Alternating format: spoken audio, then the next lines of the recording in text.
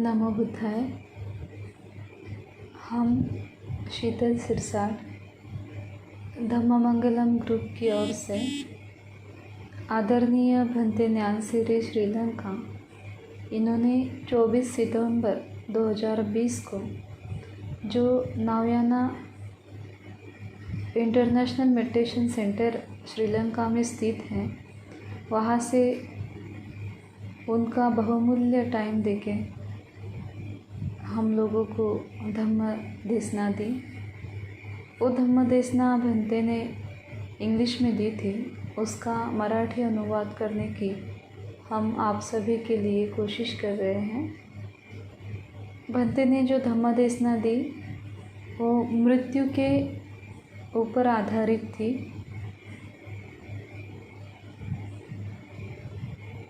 अपना जो जीवन है वो कितना महत्वपूर्ण है, इसका जो टाइम है वो कितना बहुमूल्य है, इस पर आधारित ये धम्मदेशना है। तो इसको हम हिंदी में अनुवाद कर रहे हैं। भंते ने जो शुरुआत में उन्होंने एक सूत्र को पठन किया, उसी सूत्र पे आधारित आदरणीय भंते जी ने अपने धम्मदेशना जारी रखी। वो सूत्र कुछ इस प्रकार था। नमो तस्स भगवतो अरहतो सम्मा संबुद्धस्स। नमो तस्स भगवतो अरहतो सम्मा संबुद्धस्स। नमो तस्स भगवतो अरहतो सम्मा संबुद्धस्स। भूतपुम्मं भिक्खवे अरको नाम संतान होसि। तीर्थकरो कामी सुमित्रागो। आरखस्स खोपन भिक्खवे संतो ने अनिघानि सावक सतानि अहिसु। आरखो संता सावकानं एवं धम्मं देसेति।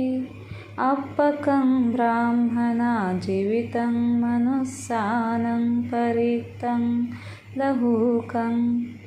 बहुदुःखं बहुपायासं मत्तायं बहुतपं। कर्तव्यं कुशलं चरितव्यं। ब्रह्मचर्यं नत्थि जातस्य अमरं ति। गुड इवनिंग डियर धम्मा फ्रेंड्स। आज आपके लिए जो हम धम्मदेशना देने जा रहे हैं वो त्रिपिटक के अंगुत्तर निकाय से है। भंते कहते हैं कि इसमें 7वें पाठ में आरक्य सूत्र है। उस वक्त हमारे गौतम बुद्ध श्रावस्ती में जेतवनरामा विहार में वास कर रहे थे। उसी वक्त भगवान बुद्ध ने अपने भिक्षु संघ को एक दिन संबोधित करते हुए कहा कि भिक्षुओं, बहुत समय पहले यहाँ एक संत हुआ करते थे जिनका नाम था आरक। उनके हजारों उपासक थे। वो हमेशा अपने उपासक को प्रोत्साहन देते थे और कुछ इस प्रकार वो उनके उपासक को धम्मदेशना देते थे। तो भंते कहते हैं कि अपकं ब्राह्मणा जीवितं मनुष्यानां। प्रिय ब्राह्मण, मनुष्य जीवन बहुत छोटा है। परिक्तं बहुत ही छोटा है। बहु दुःखं बहु पायासं, बहुत सारा दुख है। इस मनुष्य जीवन में बहुत सारा दुख है। अंदर ही अंदर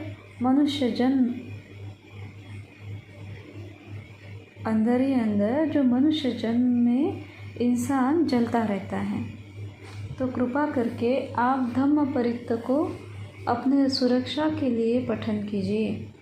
बहुत अब्बंग यानी कृपा करके इस परिस्थिति को समझिए और कत्तबंग कुशलम पुण्य को संपादन कीजिए।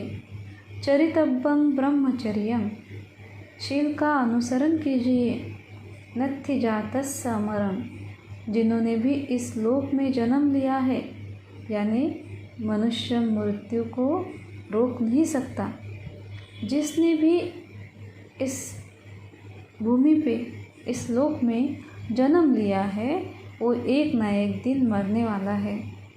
तो मनुष्य कभी भी मृत्यु को रोक नहीं सकता। इस प्रकार वो जो आरक नाम के संत थे वो 7 प्रकार के उदाहरण देके उनके भिक्खु संघ को, उनके उपासक संघ को, संत के संघ को उदाहरण देके धम्म का आचरण करने के लिए प्रोत्साहित करते थे। ये बुद्ध के बहुत साल पहले की बात है। उस वक्त मनुष्य की जो आयुमान थी वो बहुत ज़्यादा थी, उनका आरोग्य भी अच्छा था, लेकिन फिर भी उस वक्त लोग यही सोचते थे कि एक जीवन बहुत छोटा है, सबको अलग अलग प्रकार का दुख है और इस दुख से मुक्ति पाने के लिए वो धम्म का सराव करते थे। वो जो संत का समूह था वो जंगल में रह के धम्म का सराव बहुत ही ऊर्जा के साथ करते थे। धम्म को सिखाते समय आरक नाम के उस संत ने कुछ उदाहरण के साथ उनके समूह के संत को सिखाया। उन्होंने कहा कि हम घास के ऊपर ठंड के समय ओस को देखते हैं, लेकिन जैसे ही धूप निकलती है वो ओस गायब हो जाती है। इसी प्रकार मनुष्य जन्म भी है। जन्म लेने के बाद बहुत जल्द वो भी गायब हो जाता है, नष्ट हो जाता है। ये मनुष्य जीवन बहुत छोटा है और इस छोटे जीवन में भी बहुत दुख है। अंदर हम हमेशा जलते रहते हैं। तो कृपा करके आप हमेशा धम्म का पठन कीजिए, उसका अनुसरण कीजिए और इस मनुष्य के स्थिति को समझिए। हमेशा कुशल कर्म कीजिए, शील का पालन कीजिए। कोई भी मृत्यु से बच नहीं सकता। हर किसी को एक ना एक दिन मृत्यु को अपनाना ही है। इसीलिए धम्म का सराव कीजिए। ये पहला उदाहरण है जो आरक अपने उपासक को देते थे। हमने बहुत बार देखा है कि जो घास होती है उसके टॉप पे हम ओस को देखते हैं और जैसे ही धूप निकलती है कुछ सेकंड में ही वो ओस गायब हो जाती है। इस परिस्थिति को हम हमारे खुद के जीवन के साथ तोल सकते हैं। मनुष्य के पास में भी बहुत ज़्यादा वक्त नहीं है।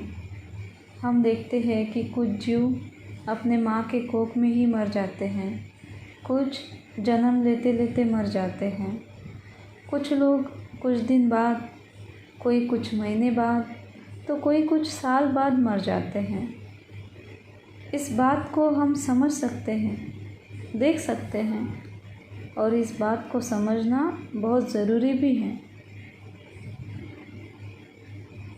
अब इस समय इस तरीके से सोचना, इस बात को समझना, मृत्यु को समझना लोग पसंद नहीं करते, उनको पसंद नहीं है, क्योंकि इसको समझने से के क्या फ़ायदे हैं ये लोगों को पता नहीं है और इसी कारण लोग मृत्यु के बारे में नहीं सोचते।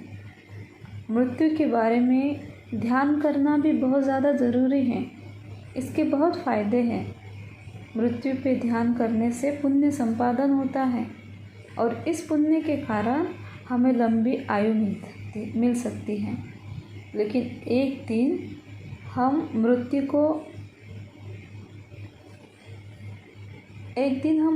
के पास ही जाएंगे। हमारी आयु चाहे कितनी भी लंबी हो, लेकिन एक ना एक दिन उस लंबी आयु वाले इंसान को भी मरना ही है। मृत्यु ही सत्य है।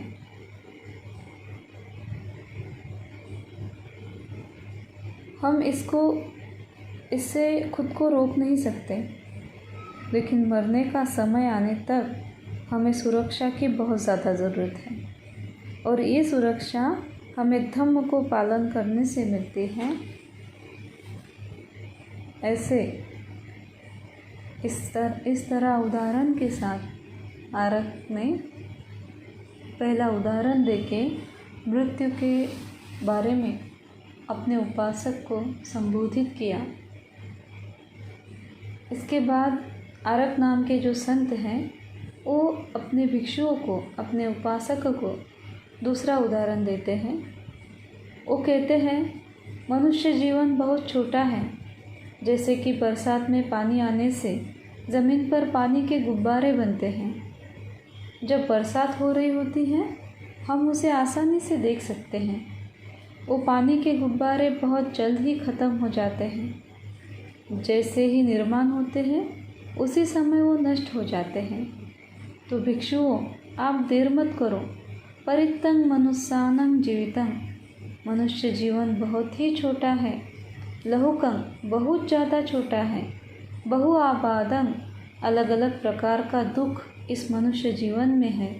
बहुपायासं, अंदर ही अंदर हम जल रहे हैं।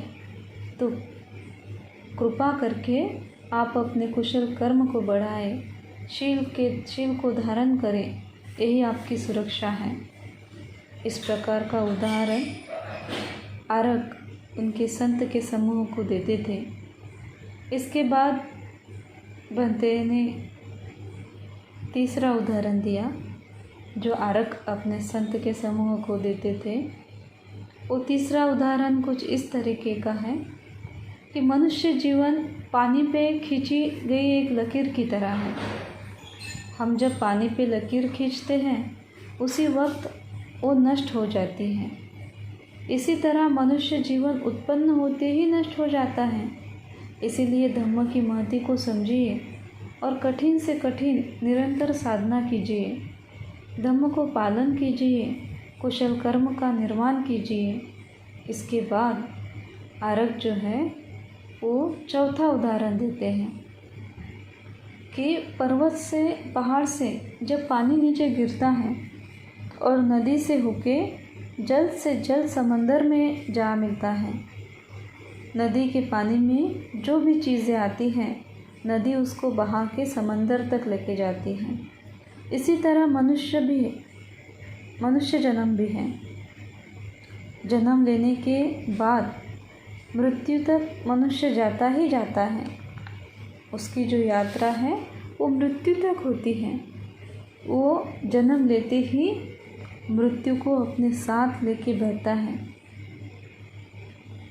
और कौन से भी वक्त जल्द से जल्द वो मृत्यु को प्राप्त हो सकता है। क्योंकि मनुष्य जीवन बहुत छोटा है, इसीलिए धम्म को जानिए, कुशल कर्म कीजिए। इस तरह से आरक चौथा उदाहरण देके धम्म की महत्व को समझाते हैं। उसके बाद पांचवा उदाहरण देते हुए आरक कहते हैं कि जिस तरह सुबह उठने के बाद एक शक्तिशाली इंसान अपने मुंह में जो सलाइवा जमा होता है उसे बाहर फेंक देता है, उसी तरह मनुष्य भी मृत्यु के पास जाता है। इतने कम समय में इंसान मृत्यु को प्राप्त हो जाता है। जिस तरह से हम हमारे मुंह में जमा हुई लार को नीचे फेंकते हैं, उसको जितना टाइम लगता है उतने कम समय में हम मृत्यु को प्राप्त होते हैं। छठवां उदाहरण आरक देते हैं कि जैसे एक मांस का टुकड़ा अगर दिन भर हम चूल्हे पे बर्तन में रखें तो शाम तक वो मांस का टुकड़ा पूरी तरह से जल के खाक हो जाता है। इसी तरह मनुष्य जीवन है, ये भी एक दिन पूरी तरह जल के खाक हो जाएगा। इसलिए धम्म का आचरण कीजिए। सातवां उदाहरण आरक ऐसा देते हैं कि जैसे कि गाय जो होती है वो मारने के लिए यानी मांस बेचने के लिए खरीदी जाती है। तो वो गाय हर पल मृत्यु के करीब जाती है। इसी तरह मनुष्य हर पल मृत्यु के करीब जाता है। जैसे कि एक गाय होती है, समझो किसी कसाई ने उस गाय को मारने के लिए खरीदा हो, तो वो अपने आंगन में उसे बांध के रखता है। तो जैसे ही वो उस गाय को अपने आंगन में बांध के रखता है, तो वो गाय जो है वो हमेशा मृत्यु के करीब रहती है। वो कसाई कभी भी उस गाय को काट सकता है। तो इसी तरह से मनुष्य भी हमेशा मृत्यु के पास होता है। वो कभी भी मर सकता है, वो मृत्यु के करीब जाता है। तो इसीलिए धम्म का आचरण कीजिए। इस तरह से आरक 7 उदाहरण देके अपने सारे संघ को धम्म पालन करने के लिए प्रोत्साहित करते हैं। इस तरीके से अपने भगवान बुद्ध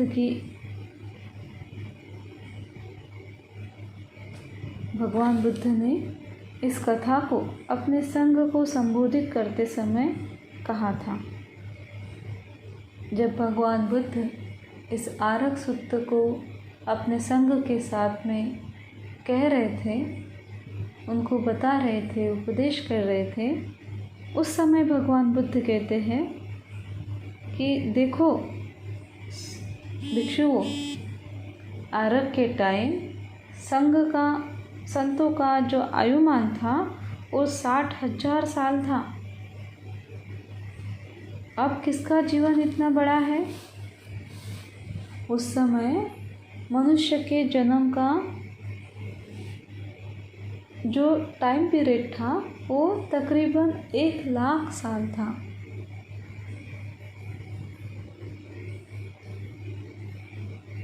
यानी भगवान बुद्ध कहते हैं कि उस समय आयुमान बहुत ज़्यादा था। अभी मनुष्य में हम इतने साल तक ज़िंदा रहने वाले कोई देख सकते हैं क्या? भगवान बुद्ध के टाइम भगवान बुद्ध संघ से पूछते हैं कि अभी हमारे संघ में 60,000 साल तक ज़िंदा रहने वाला कोई इंसान है क्या? 1,00,000 उसकी आयुमान हो, ऐसा कोई इंसान है क्या? या कोई 60,000 साल तक ज़िंदा रह सकता है क्या? तो नहीं रह सकता। हम तो अभी 100 साल तक भी ज़िंदा नहीं रह सकते। उस वक्त 6 प्रकार की बीमारी उत्पन्न होती थी। कौन सी? ठंड लगना, गर्मी लगना, भूख लगना, प्यास लगना, यूरिनेशन, डेफिनेशन। सिर्फ यही 6 प्रकार की बीमारी, रोग उस वक्त निर्माण होते थे। तो अभी का मनुष्य जीवन यानी क्या? उस वक्त भगवान बुद्ध के वक्त 98 प्रकार के रोग थे और 81 प्रकार के अलग अलग दुख थे। बुद्ध कहते कि मनुष्य का जीवन बहुत ही छोटा है। 100 साल तक जीने वाला इंसान 3 ऋतुओं का, मौसम का अनुभव लेता है। जैसे कि बरसात का मौसम का अनुभव लेता है, ठंड के मौसम का अनुभव लेता है, धूप के मौसम का अनुभव लेता है।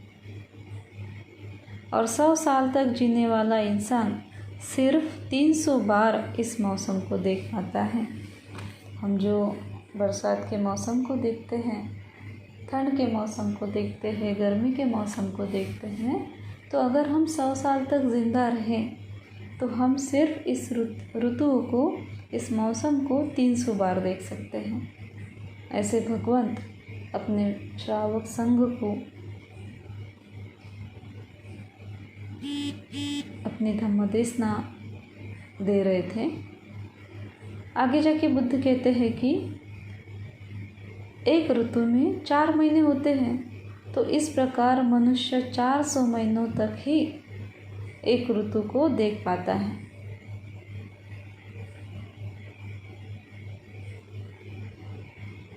चार से महीने ठंड के मौसम में, 400 महीने धूप के मौसम में।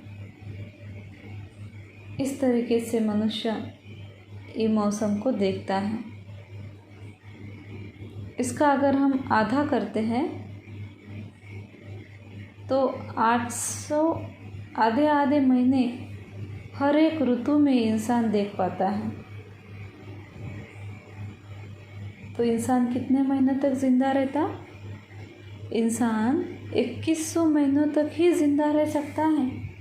अभी का जो आयुमान है तो इंसान सिर्फ 2100 महीनों तक ज़िंदा रह सकता है। वो कितने दिन तक ज़िंदा रहता है? तो मनुष्य सिर्फ 36,000 दिन तक ही ज़िंदा रहता है, 36,000 डेज। आरक्य वर्ग संतों का समूह 60,000 महीनों तक जीवित रहता था और अभी का मनुष्य सिर्फ 36,000 दिन तक ही ज़िंदा रहता है। हमारा आयु तो उतना भी नहीं है। हमारा आयु इतना भी नहीं है कि हम 36,000 दिन तक ज़िंदा रहें।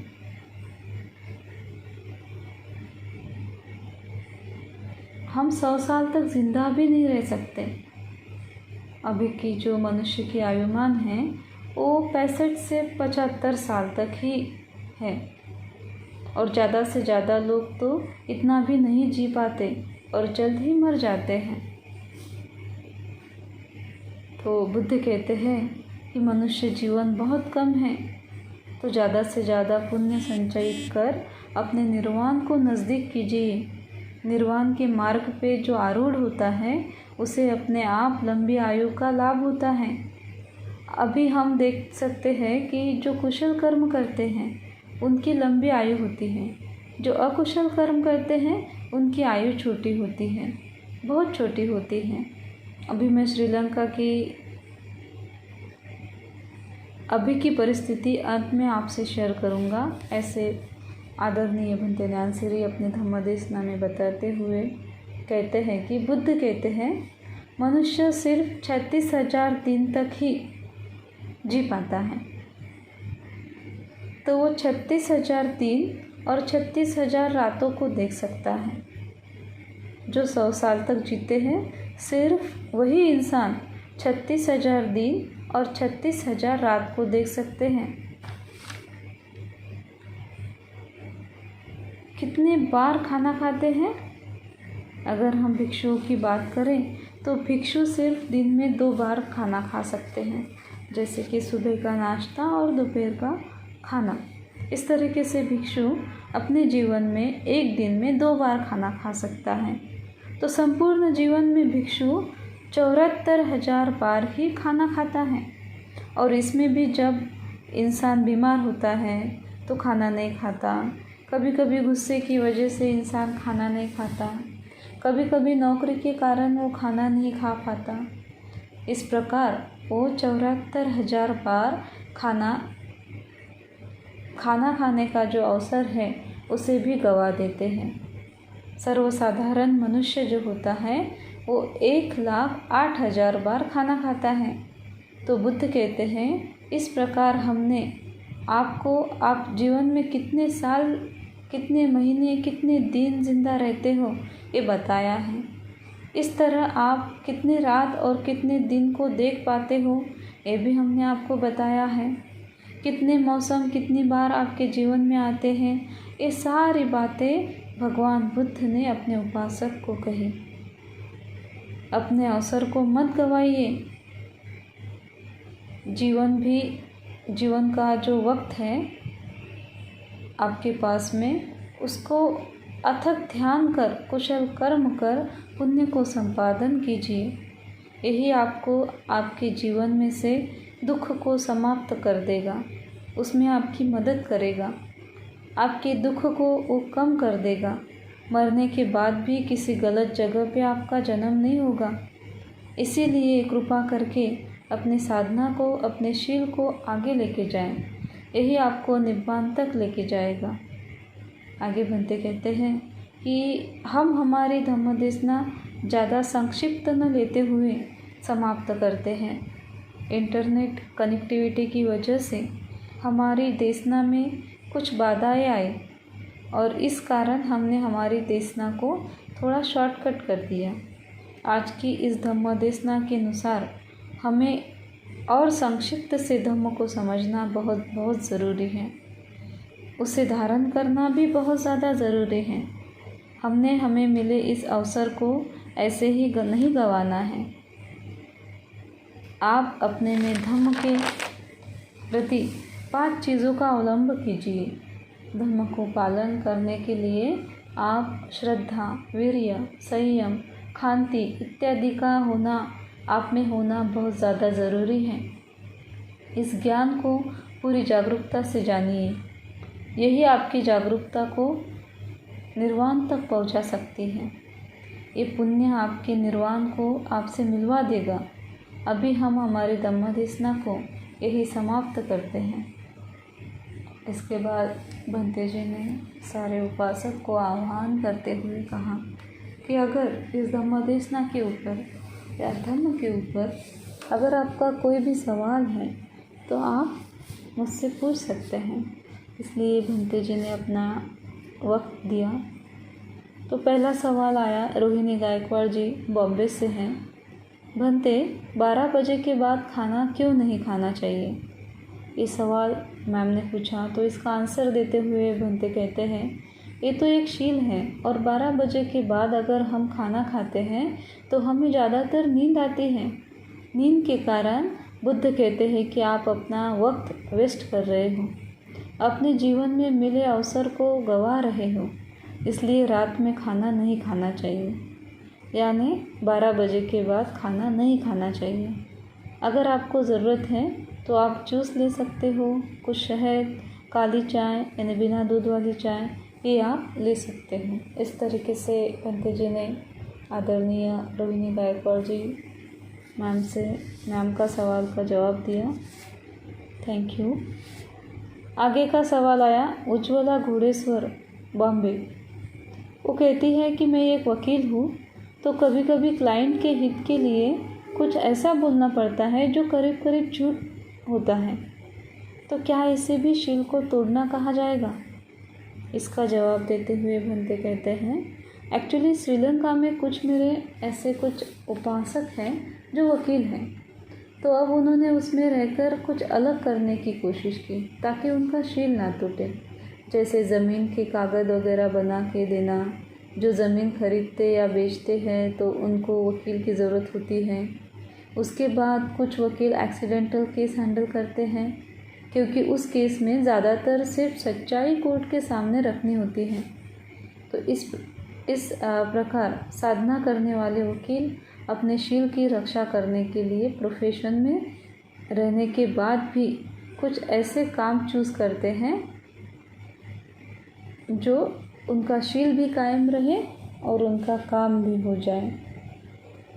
तो इस तरह से आदरणीय भंते नैनसिरी उनके सवाल का जवाब देते हैं कि हम देखते हैं कि बहुत से वकील झूठ बोलते हैं और झूठ बोलना बहुत खतरनाक है। हमारे जो गौतम बुद्ध हैं, जब उन्होंने दीपंकर बुद्ध के काल में उनसे बुद्ध होने का आशीर्वाद लिया, तब से वो एक बार भी झूठ नहीं बोले जब तक वो बुद्ध नहीं बने। तो आप अपने नौकरी पे जागरूकता से रहिए कि आपसे शील न टूटे। अगर आप शील की रक्षा करते हुए नौकरी करोगे तो आपके नौकरी की भी रक्षा होगी और आपकी पारमी भी पूरी होगी। इस तरह से आप सजगता से शील और नौकरी का ख्याल रखिए।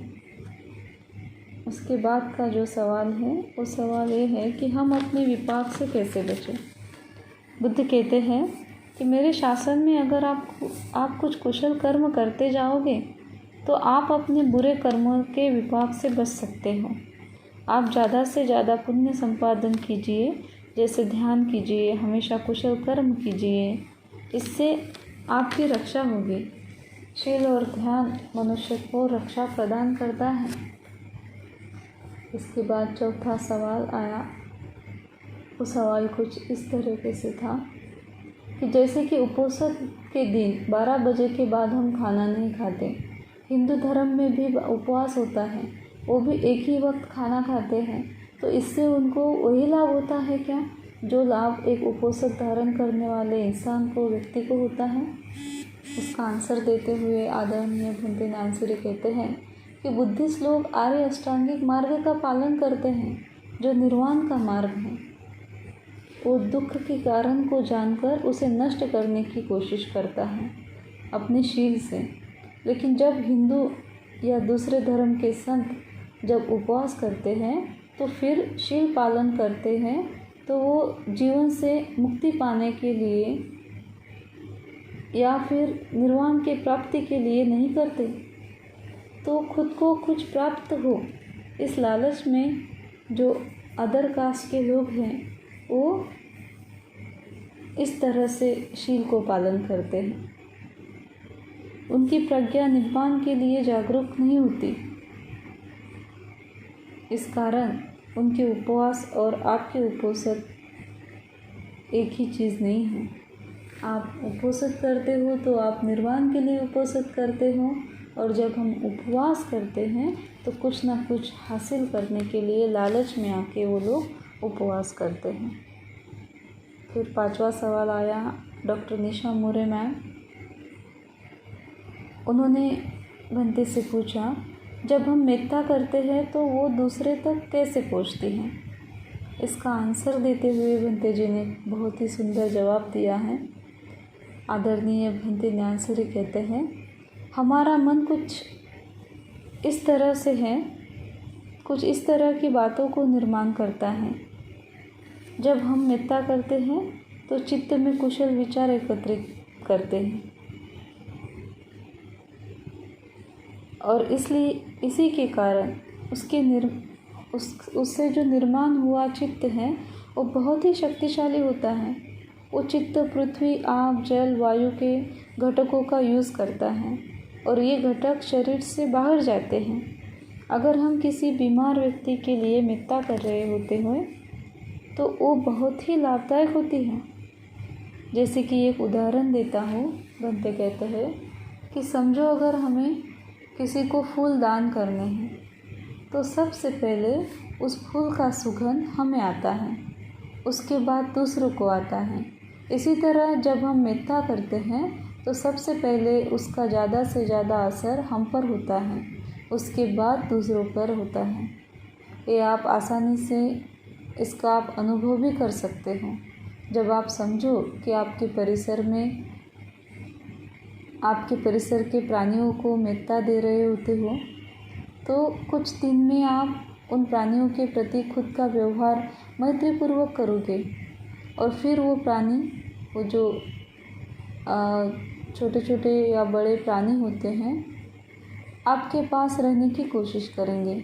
लेकिन अगर आप खुद को कुछ गलत बोलोगे, उनको कुछ गलत बोलोगे, प्यार से उनको कुछ नहीं खिलाओगे, तो वो आपसे दूर चले जाएंगे। वो प्राणी आपके पास में नहीं आएंगे, वो जानवर आपके पास में नहीं आएंगे। ये आप उनके साथ करके देख सकते हो, जानवरों के साथ में आप करके देख सकते हो। आज की दुनिया में मिथ्या बहुत ज़्यादा ज़रूरी है, ख़ास करके अभी डॉक्टरों को। अगर डॉक्टर पेशेंट को चेक करते समय उस पर मिथ्या करे तो पेशेंट आपकी दवा से बहुत जल्दी ठीक हो जाएगा, और आपको भी उसे कौन सी भी बीमारी रहे उससे आपको रक्षा मिलेगी, सुरक्षा मिलेगी।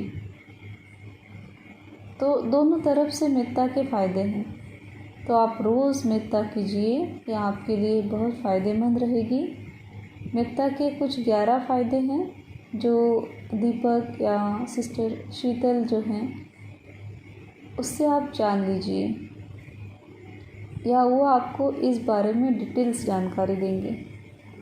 आगे का सवाल प्रज्वल मिश्रा मुंबई से हैं।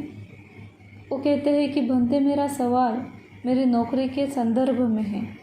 जैसे कि सभी लोग अभी एक जागतिक महामारी से जा रहे हैं, उस दौरान मैं मेरी नौकरी के बारे में असुरक्षित महसूस करता हूँ। तो मेरा सवाल ये है कि खुद को इस परिस्थिति में कैसे शांत और संयमित रखें। इसका जवाब देते हुए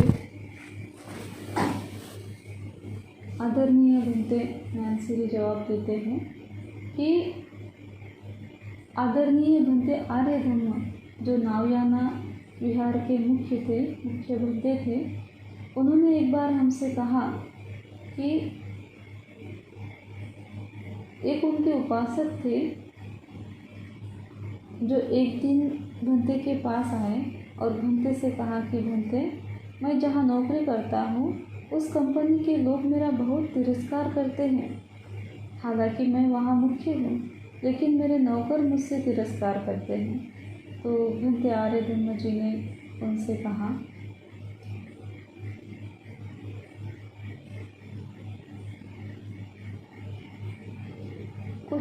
कुछ दिन के लिए कुछ ज़रूरी बातें उनको करने के लिए कही। भंते ने कहा कि आप रोज़ मेत्ता करो। उन सब के लिए आप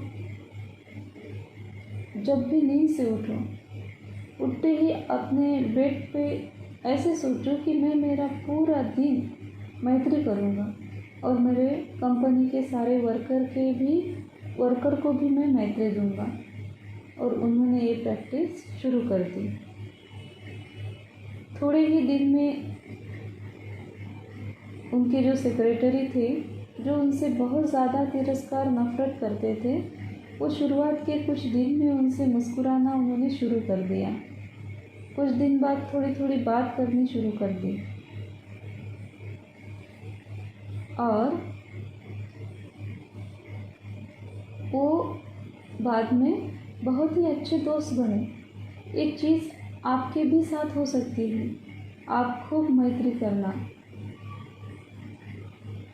अगर आप मैत्री करोगे तो आपकी सारी प्रॉब्लम धीरे धीरे नष्ट हो जाएगी, ऐसे भंते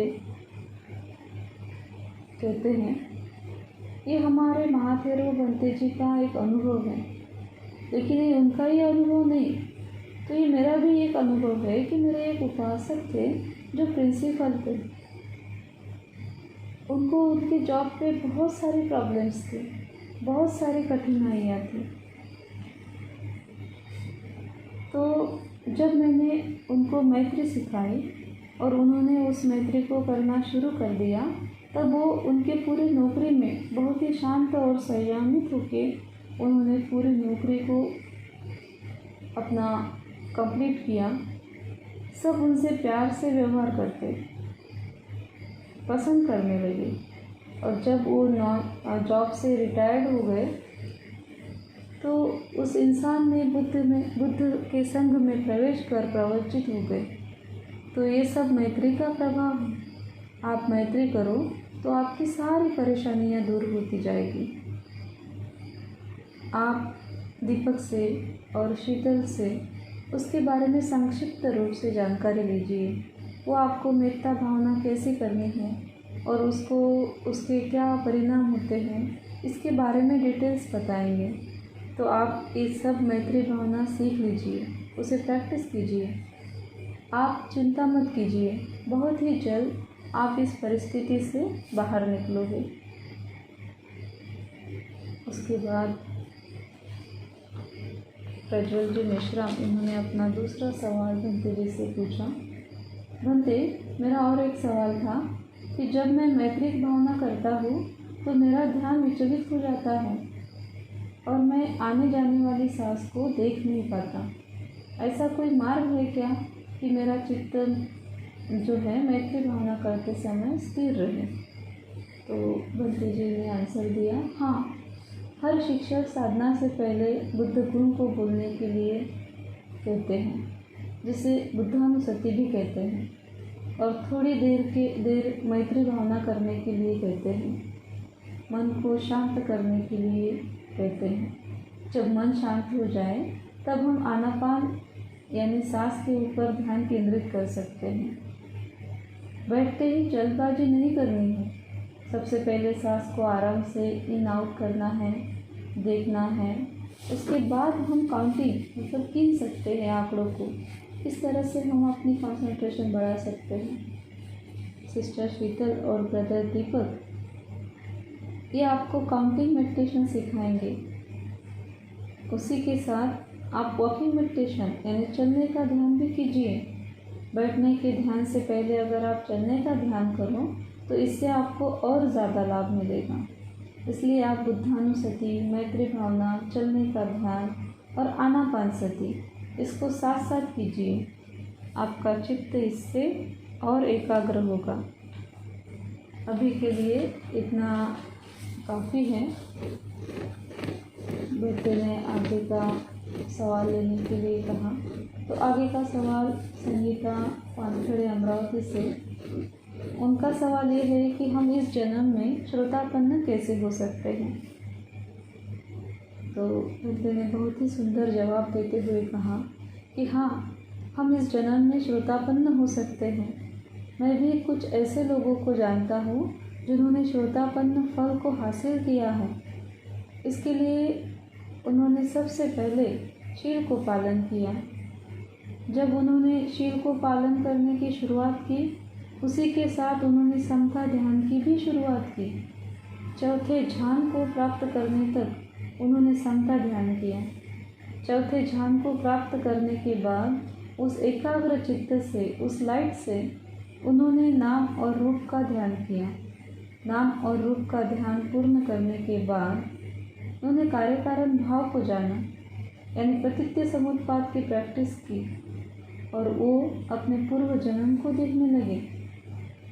पूर्व जन्म को देखने के बाद वो जो लोग हैं, उन्होंने इस परिस्थिति के कारण को समझा कि आज जो भी हम हैं उसके पीछे क्या कारण है। एक ज्ञान उनको हासिल हुआ और विपस्सना उन्होंने शुरू कर दी। परिस्थिति को देखना शुरू किया। हर परिस्थिति में उन्होंने अनिच्छा, दुख और अनर्थ को अनुभव करने की सलाह दी, अनुभूति की। इसी सराव से वो श्रोतापन्न बने। श्रोतापन्न फल को धारण करने के बाद मनुष्य कभी भी निचली जाति में जन्म नहीं ले सकता। निचली जाति यानी नर, प्राणी, ये जो लोग होते हैं, यहाँ पे मनुष्य कभी भी जन्म नहीं लेता।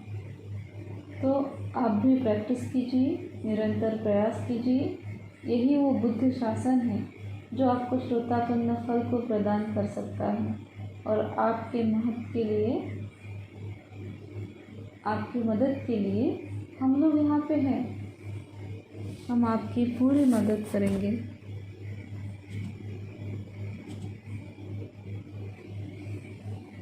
आगे का सवाल अंकित सिरसा टकोला से। जब हम साधना करते हैं तो हमारे साथ में निश्चित ऐसे क्या होता है? ये सवाल अंकित सिरसाट ने पूछा।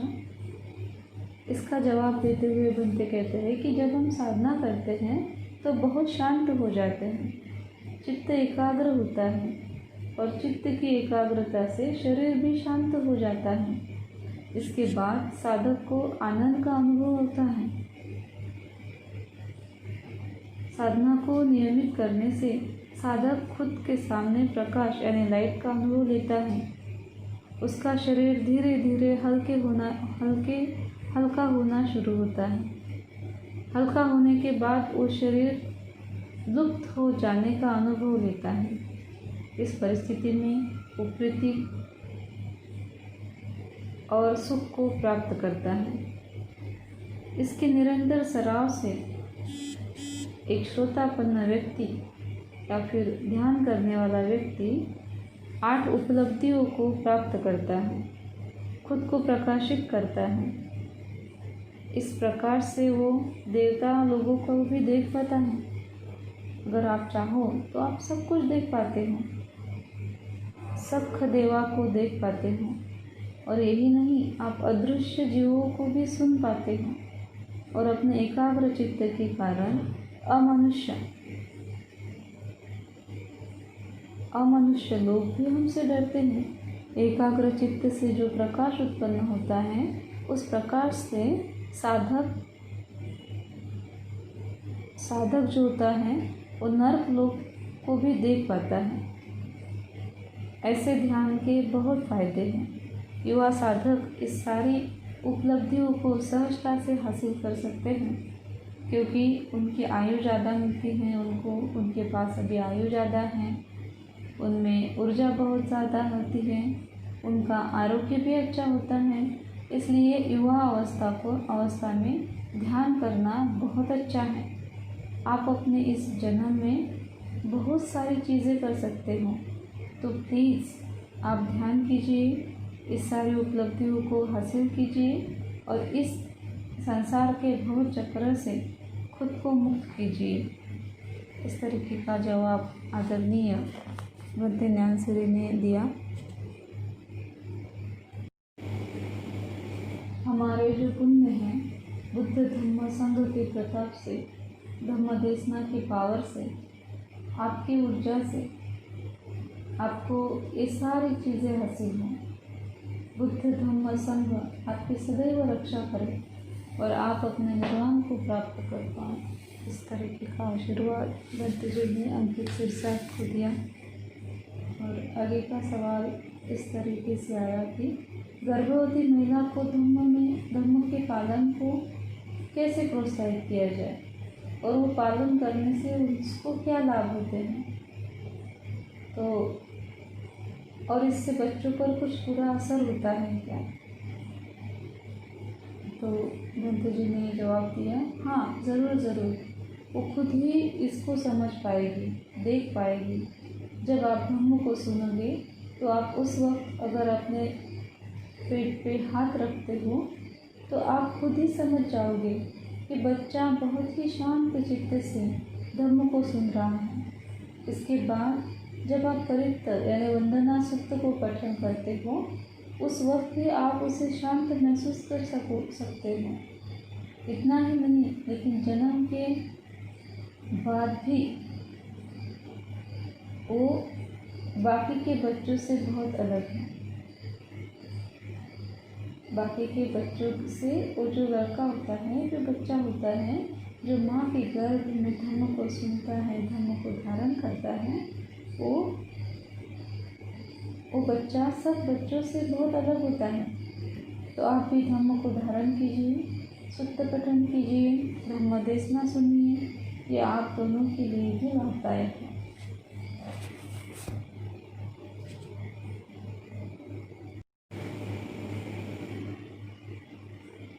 इसके बाद एक सवाल आया है भंते जी के लिए कि हम अभी के जीवन में बहुत सारे कठिनाइयों से चल जाते हैं।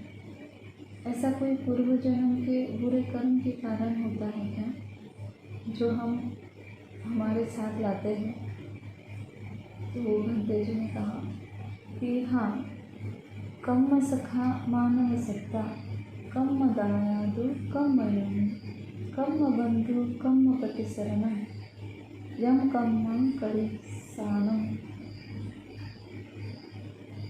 कल्याणम वा पापकम वा तस्य दायादो भविष्यामीति। भंते कहते हैं कि ये बुद्ध के शब्द हैं। कम्म सखा मानव सत्ता, यानी सारे कर्म हमारे अपने हैं। कम्म दायादा, सब कुछ कर्म के कारण है। कम्म बंधु, सब रिश्तेदार कर्म की वजह से हैं। कम्म पति शरणम, हमारी सुरक्षा कर्म के ऊपर है। अभी इस वक्त हम जो भी कर्म कर रहे हैं, इसका फल है।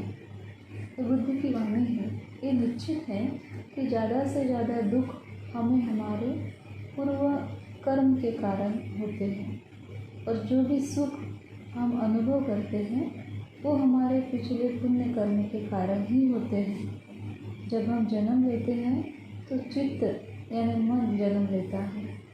वो शुरुआत में कुशल ही होता है, लेकिन जब हम अच्छे या बुरे कर्म करते हैं तो वो कर्म हम किसी लोभ से या घृणा से करते हैं, और इसी के कारण हमारा कुशल कर्म लोभ के कारण दूषित हो जाता है।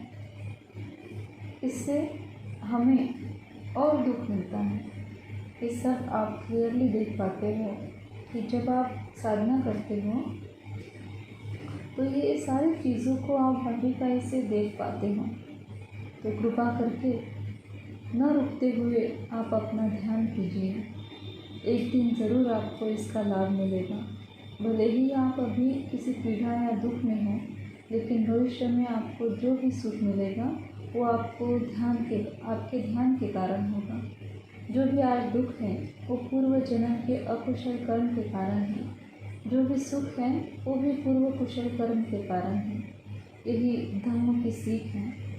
ये मेरा खुद का भी अनुभव है और जो दूसरे साधक हैं वो भी इसको देख सकते हैं कि पिछले जन्म के अकुशल कर्म अब इस जन्म दुख का निर्माण कर रहे हैं।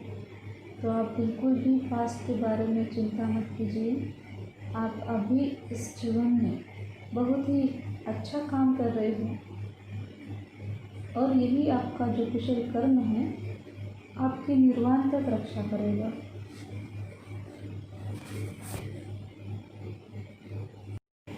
हमेशा अच्छे कर्म करने की कोशिश कीजिए, शील का पालन कीजिए।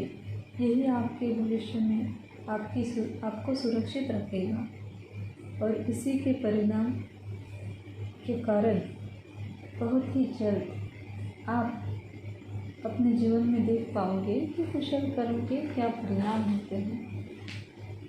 तो आज ये मेरी पहली ऑनलाइन इंटरनेशनल ब्रह्मदेशना थी, ऐसे दंत कहते हैं, इसलिए इसमें बहुत टेक्निकल बाधाएं आई हैं। लेकिन आप चिंता मत कीजिए, आगे से इससे और अच्छा देने की हम कोशिश करेंगे। और आज भी हमने पूरी ऊर्जा के साथ आपको अच्छा धम्म देने की पूरी कोशिश की। आगे भी इस कुशल कर्म को हम जारी रखेंगे। ये पुण्य हमें हमारे निर्वाण तक रक्षा प्रदान करेगा और ये पुण्य का लाभ हमें ही नहीं बल्कि इसे हम सब में हम बांट सकते हैं, खास करके देवताओं को जो हमारी रक्षा करते हैं और रक्षा करने वाले देवों के लिए ही नहीं बल्कि जो हमारे मृत हो चुके रिश्तेदार हैं वो भी हमारे पुण्य का इंतज़ार करते हैं। तो हम हमारे पुण्य से उनको भी लाभ दे सकते हैं। यही नहीं, यहाँ उपस्थित जितने भी जीव हैं, दृश्य अदृश्य, सबके लिए ये पुण्य लाभदायी होगा। सारे जीवों के लिए इस पुण्य को हम बांट देंगे। ये सारे पुण्य हमें हमारे निर्वाण तक फल देगा। हमारे मार्ग पे कोई बाधाएं नहीं आएगी और पूरी सुरक्षा के साथ हम धम्म को पालन करेंगे और निर्वाण का अनुभव लेंगे। इस प्रकार बुद्ध जी ने अपने बहुमूल्य धम्मदेशना यहाँ पर आशीर्वाद गाथा के साथ में समाप्त की। साधु साधु साधु।